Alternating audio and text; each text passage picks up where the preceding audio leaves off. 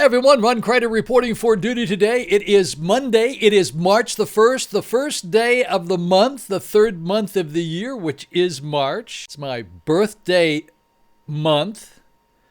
March the 10th, I will be 80 years old. That's a big deal when you become 80 years old. Give me a break. How could that have possibly happened?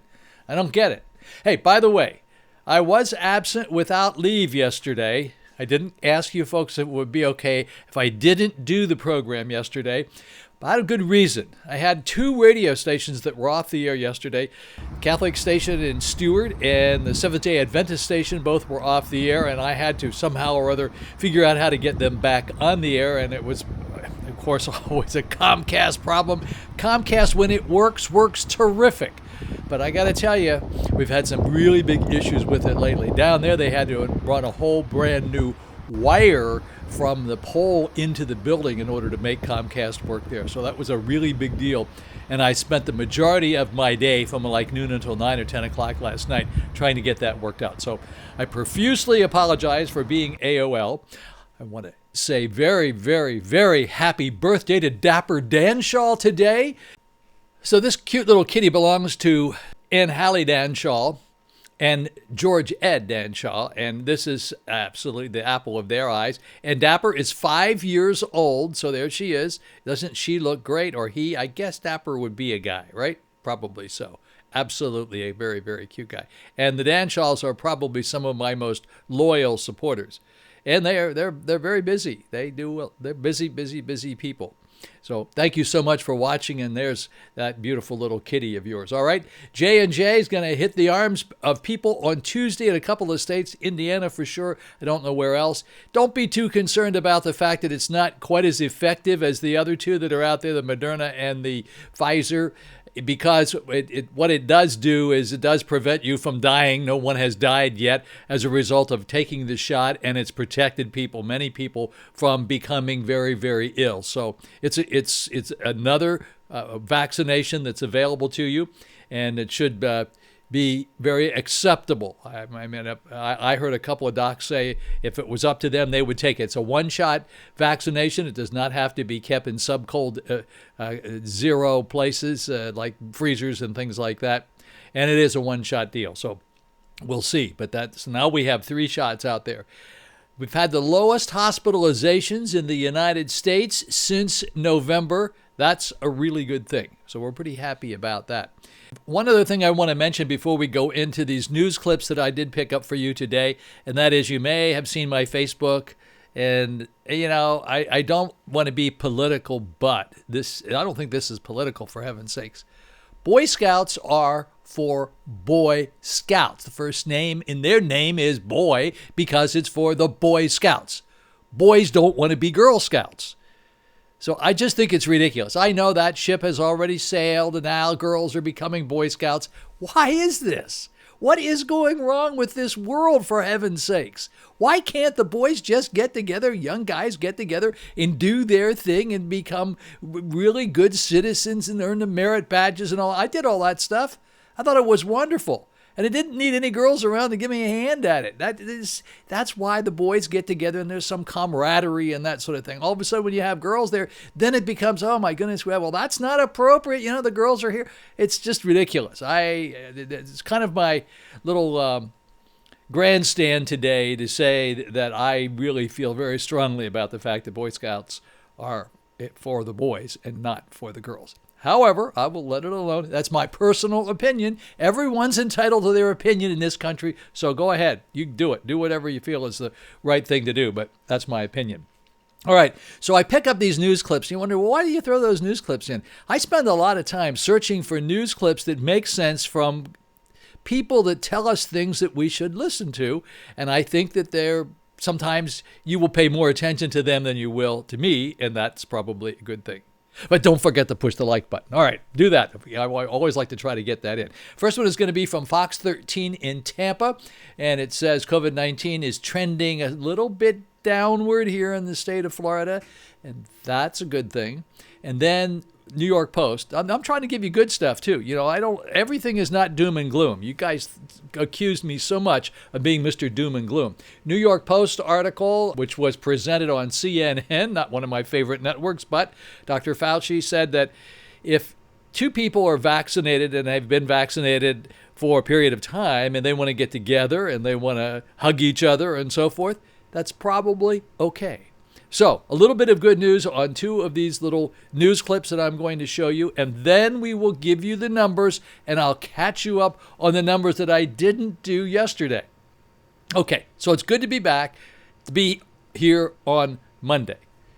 I'm actually not really in Vero Beach. It looks like I am, right? See all that stuff in the background? Isn't it amazing what you can do with video? Okay, thank you very much for watching. I appreciate it, and don't forget, I keep saying, please wear those masks. Please social distance. Please do the things that are necessary. We got to keep these numbers coming down. And only you, you want to do this? Only you can prevent COVID-19 from spreading. That's how Smokey Bear would say it. Okay, got it?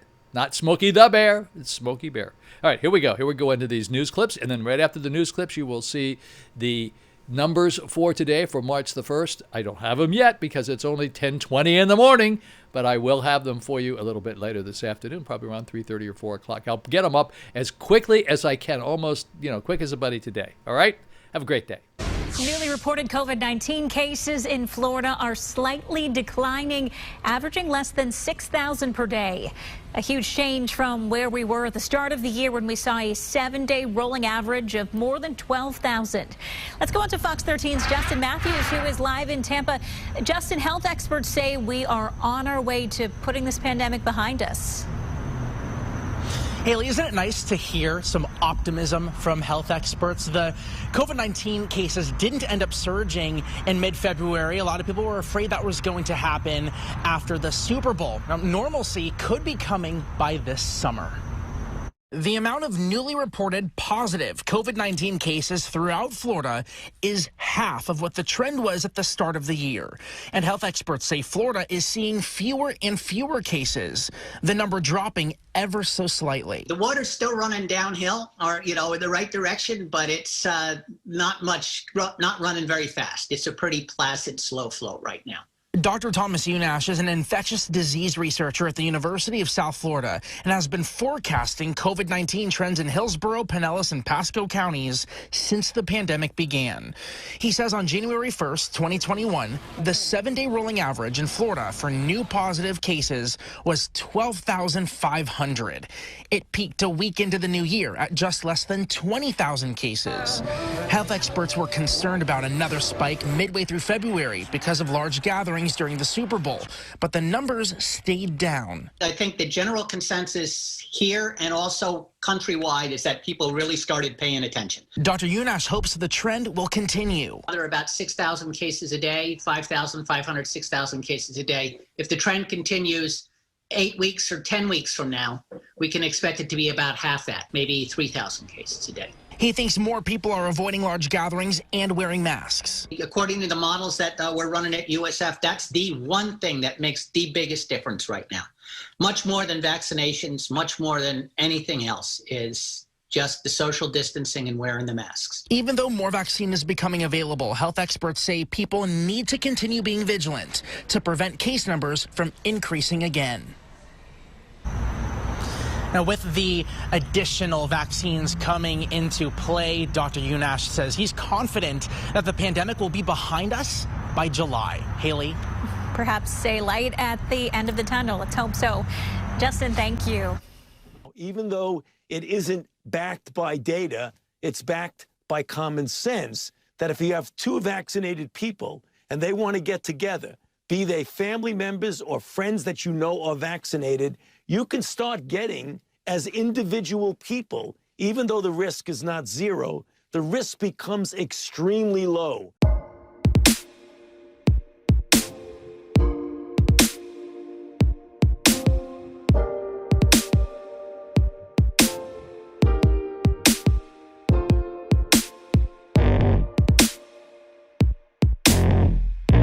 I know I'm going to tell you myself, my professional my professional judgment is that when my daughter wants to come in here and she's doubly vaccinated, I'm going to have her over the house and I'm going to give her a big hug that I haven't been able to do for a year.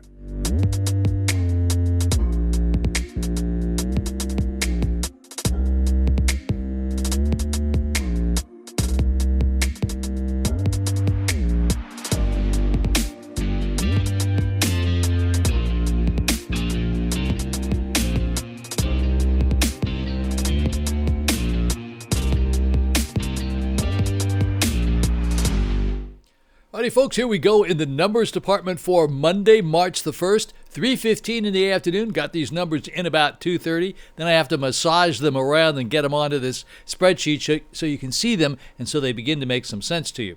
So let me fill you in on what happened yesterday since I was absent without leave yesterday. 113 new deaths yesterday. That was a low number, but weekend numbers are always pretty low. And there was 5,539 deaths yesterday. Now let's take a look at today. Today we had 150 new deaths in the entire state of Florida. That's 37 more than we had on Sunday. And today we had 1,700 new positives, and that's down by 3,839. So that's pretty amazing. We've come down quite a bit. Now we take a look at the vaccinations in the past 24 hours, 93,905. That's a lot of vaccinations. And then total number of people who were vaccinated in the entire state of Florida. This was through about noontime today, 4,725,849. Pretty good number. Pretty good number. We're beginning to get there. And I think those two news clips that you just saw will give you a bit of encouragement that things are beginning to look a little teeny bit better. It's not time to drink the champagne yet, I can tell you that for sure. Alrighty, folks, let's take a look at Miami-Dade. 24 hours. The past 24 hours, 20 new deaths to report, 235 new positives. 5,707 new vaccinations in the past 24 hours. Let's take a look at Broward County now. 9 new deaths to report, 225 new positives, 3,280 new vaccinations in the past 24 hours, of course. Palm Beach County, 23 new deaths to report. A lot of deaths down there. 23 new deaths to report in the past 24 hours, 133 new positives, 905 new vaccinations there. In Orange County, that's Orlando, 10 new deaths to report, 112 new positives, 294 new vaccinations. Brevard County, no new deaths to report, 80 new positives and 123 new vaccinations. Those vaccination numbers, as you can see, are really low, exceptionally low. The reason they're low is because of the storm that prevented them from getting where they had to go a number of places before they ended up down here. Things should begin to get back to normal here this week. Alrighty, here we are in St. Lucie County. St. Lucie County is Fort Pierce. I'm a little skeptical about all these numbers here, but let's take a look at it anyway. They've reported no new deaths on the entire Treasure Coast. We didn't have any new deaths, I don't think, on Friday as well. So no new deaths on the Treasure Coast, 48 new positives, and 140 new vaccinations in St. Lucie County. Martin County, that would be Stewart, no new deaths to report, 12 new positives, and 57 new vaccinations. And then in Indian River County, Vero Beach, no new deaths to report, 37 new positives, and 39 new vaccinations. Talk about a small number of vaccinations. My goodness gracious. Okay, here we go, taking a look at the zip codes in Indian River County. These are all going to be positives in the past 24 hours. Zip code 329484, zip code 329587, zip code 32960, that's 8, that's Vero Beach proper. Zip code 32962, that's 5. Zip code 32963, that's here on the Barrier Island 2. Zip code 32966 is 1. Zip code 32967 was 7. And zip code 32968 was 3. All right, we're going to move down here and take a look at the 7-day moving averages. This number did come up just a teeny-weensy little bit. Yesterday it was 132.29. Today it's 133.71. I remind you, each day, that's the number of people who passed away each day as a result of COVID-19 over the past 7 days. Those are the 7-day moving averages.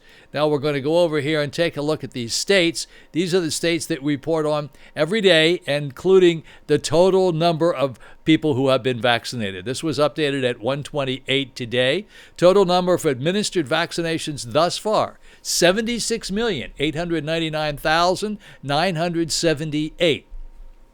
Daily administered in the past 24 hours, 1,817,502. Government's used up almost 80% of their vaccines so far, but as you know, more are on the way. Texas, 123,045 in the past 24 hours. They've used up 73% of their vaccines. California, 214,479. They've used up 78% of their vaccines. As I told you here in Florida, 93,905 number of vaccinations in the past 24 hours. We've used up 80% of our vaccines. Rhode Island, for my friend Jay Grutman, 9,068. I'm not supposed to say that. It's 9,068 new vaccinations in the past 24 hours. 87% of their vaccines are used up there. In Colorado, 25,887 number of vaccinations in the past 24 hours. 83% of their vaccines were used up. In Wisconsin, 35,514. 94% of their vaccines are used up. That's a big number for them up there. And in Minnesota, 41,617. They've used up 89% of their vaccines. And we're going to go down here just a little bit further and take a look at New Jersey, 54,948.